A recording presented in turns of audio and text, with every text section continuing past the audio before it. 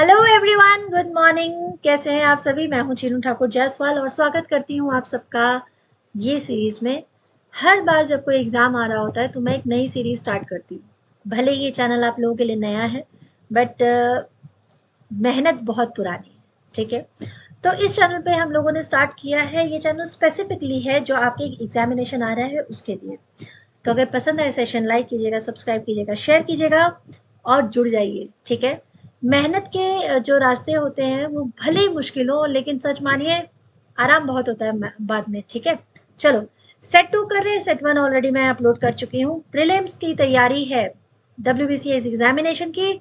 आप इसको प्रीलिम्स की तैयारी भी मान सकते हैं और जो बाकी एग्जामिनेशन होते हैं उसकी भी, क्योंकि बहुत सारी चीज़ें कॉमन हम लोग पढ़ रहे हैं। ठीक है, तो चलो स्टार्ट करते हैं आज की क्लास। आज की क्लास स्टार्ट होगी आपके होमवर्क क्वेश्चन से। कल मैंने आपको एक होमवर्क क्वेश्चन दिया था जब हमने सेट 1 किया था, तो हमने उसमें पढ़ा था कि भाई ऑब्स्ट्रिशन क्या होता है। ऑब्स्ट्रिशन जो वर्ड है वो क्या डील करता है, क्या उसका मतलब है चाइल्ड डिसीज, क्या मतलब है लीवर डिसीज, या वो है प्रेगनेंसी एंड चाइल्ड बर्थ, या वो है नर्व डिसीज। तो इसका राइट आंसर हो जाएगा प्रेगनेंसी एंड चाइल्ड बर्थ। ठीक है, चलिए नेक्स्ट क्वेश्चन, क्वेश्चन नंबर 21 है। Use a correct gerund in the blank space. अब गिरंड जो होता है वो हमारे कुछ ऐसे वर्ड होते हैं जो मीनिंगफुल कुछ निकल आता है। ठीक है, तो I like dash picture, I like painting picture, I like to paint picture, I like painted picture, I like paint picture. बताइए, ये तो आसान है ना। हम लोग बोलते बोलते ही समझ जाएंगे कि इसका मीनिंग क्या होगा, इसमें सही वर्ड क्या यूज होगा। अब यहाँ पर अगर जेरेंट वर्ड नहीं दिया होता ना, तो अगर सिंपल सेंटेंस पूछ लिया जाता तो आप लोग आंसर इसको करते टू पेंट मैक्सिमम। अब मैं आपको बताती हूँ, यहाँ पर आंसर होगा पेंटिंग। हमेशा समझना, अगर जेरेंट बोला गया है तो जेरेंट में आपको आईएनजी जिस वर्ड में होगा ना, मोस्टली वही वर्ड आएगा। मतलब जो ऐसी एक्टिविटी जो चल रही है, कंटिन्यूएशन में है। तो आंसर क्या हो जाएगा 21 का पेंटिंग। अब चलते हैं 22 क्वेश्चन आपका है यहाँ पर। Fill in the blank with the appropriate option. He spent hours dash the phone every day. ये तो कॉमन सेंटेंस है, बहुत बार आप लोगों ने मम्मी से सुना होगा, डांट भी पड़ी होगी। He spends hours dash the phone every day. At, on, with और in, क्या होगा राइट आंसर? आसान है ना, बताओ right answer. He spends hours on the phone, मत करना, फोन के ऊपर नहीं आप टाइम लगाते हो।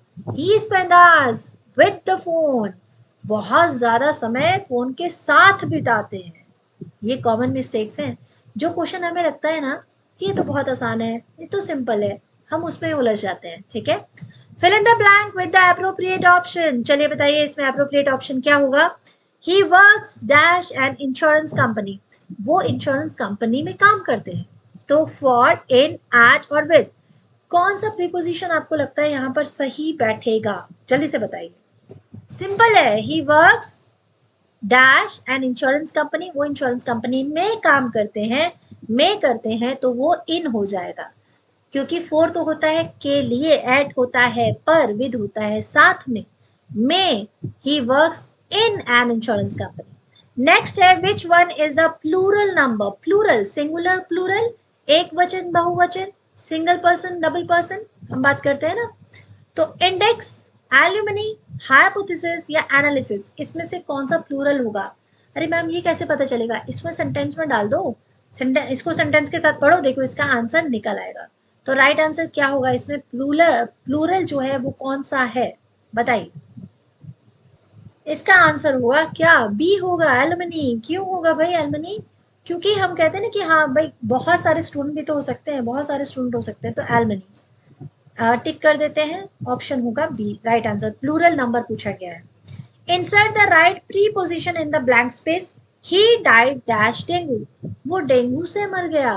विद, क्या वो डेंगू के साथ मर गया? ऑफ, क्या डेंगू के लिए मर गया? फ्रॉम, डेंगू से मर गया।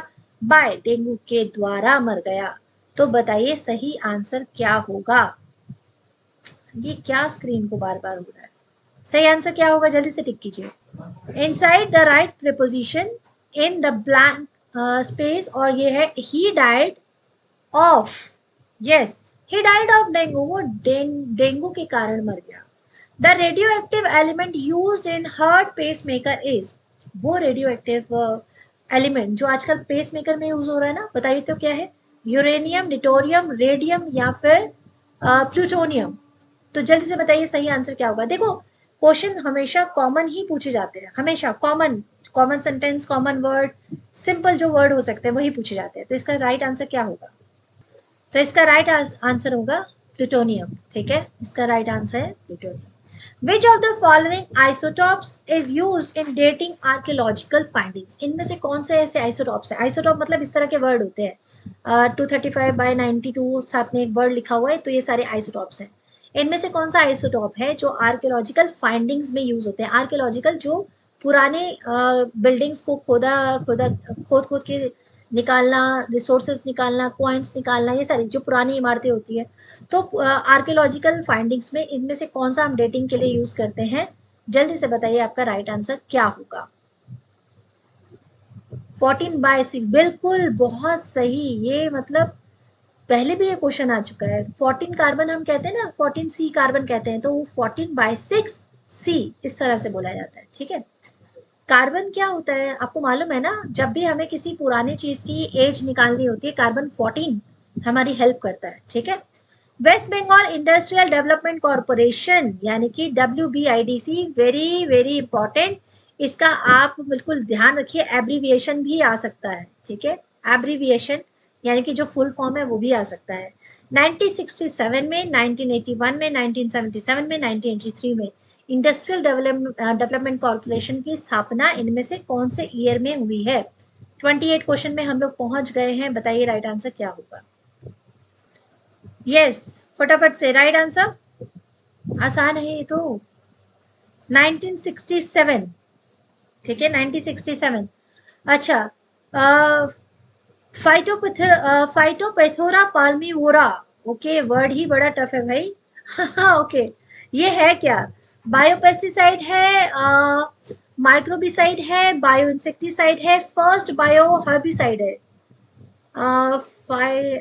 फाइटोपेथोरा, ओके, पाल्मीवोरा, आई थिंक ये फर्स्ट बायो हर्बिसाइड्स है।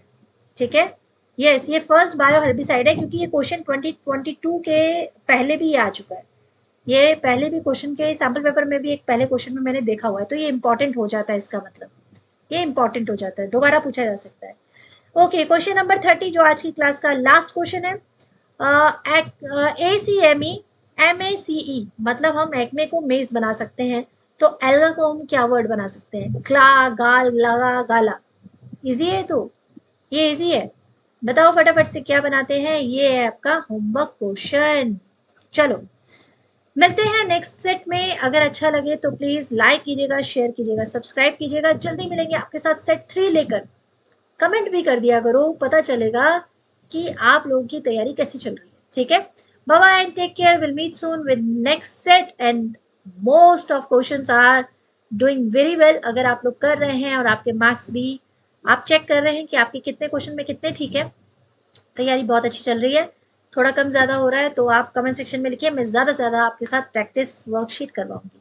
Bye bye and take care, फिर मिलेंगे नेक्स्ट सेट में।